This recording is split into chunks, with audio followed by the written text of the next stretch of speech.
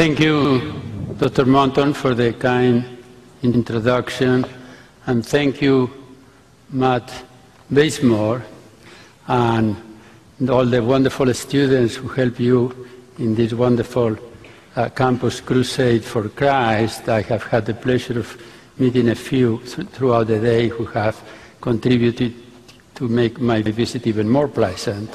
And of course, I have seen the students who are making sure here that everything happens in order. Thank you also to the other institutions of the Indiana University that may have contributed to this event. I have been here before at this university, but it's always a great pleasure to come back.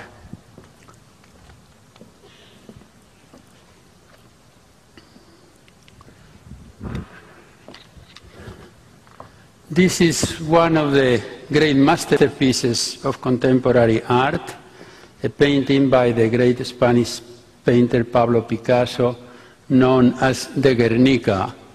I think we would agree that this painting conveys a message: the brutality, the horrors of war, the humanity of humans to humans.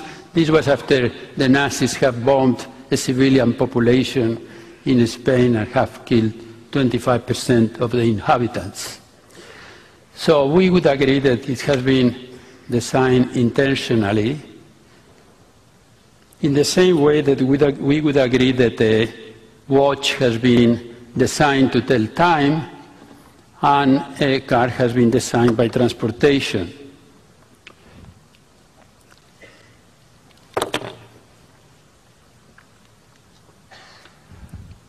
You can see there the letters of the alphabet and the 9 digits. These are butterfly wings.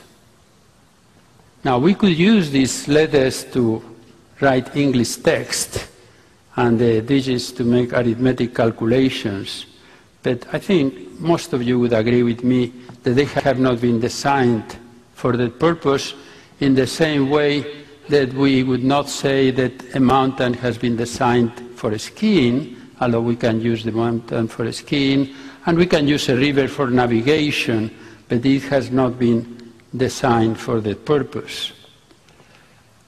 The point that we'll be making is the human eye shares something in common with the painting and the watch and the car, and something in common with the butterfly wings and the mountain and the river.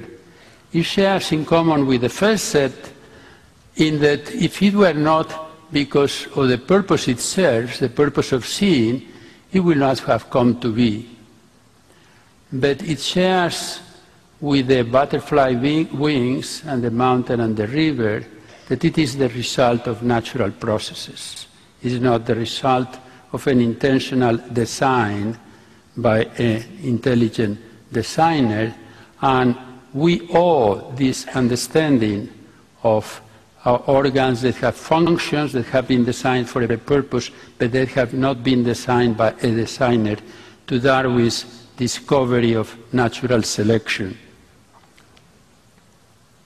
The Copernican revolution, so-called, started with Nikolai Copernicus, who in the year of 1543, the year of his death, published this book on the revolutions of celestial bodies, where he argues that the Earth is not the center of the universe, as it was generally accepted at the time, and as shown, for example, in this contemporary book, a German book, where we can see the Earth, Terra, in Latin. All scientific books at that time and for the following 2 centuries were written in Latin. So we have the Earth and the Moon, and then you have here Mercury, Venus, and then the Sun going around like the other planets around the Earth, then Mars, Jupiter, Saturn, and the stellar constellations.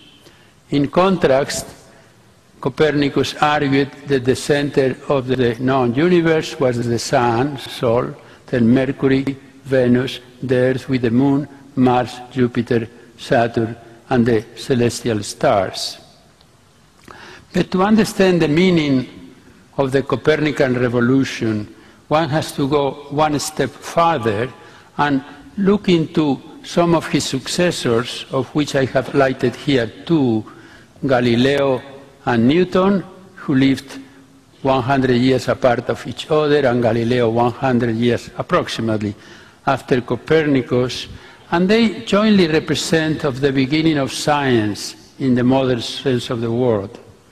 The commitment to the notion that the material universe, the natural universe, consists of matter in motion governed by natural laws.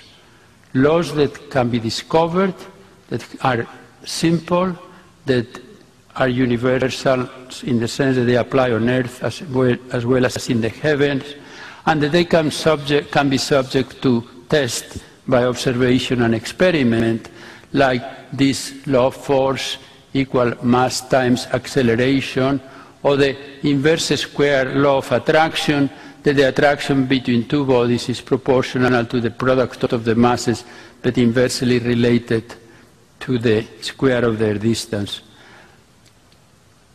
They have left out organisms.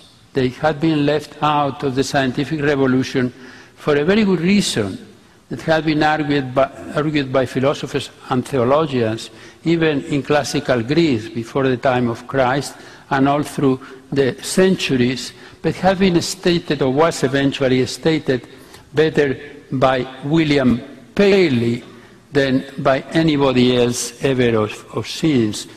In this book, Natural Theology, which was part of the canon at Cambridge when Darwin was a student, and therefore he read and studied William Paley with great appreciation. William Paley developed an extended argument which starts with the human eye, pointing out that the human eye consists of numerous parts. Here we have the cornea, the iris, the lens, the nerve, which sends the information from the retina to the brain, the retina, and many others. And he says that all these parts are precisely adjusted one to the other, in the same way as the parts of a watch are assigned and to fit one with the other, designed to fit one with the other so that the watch can tell time.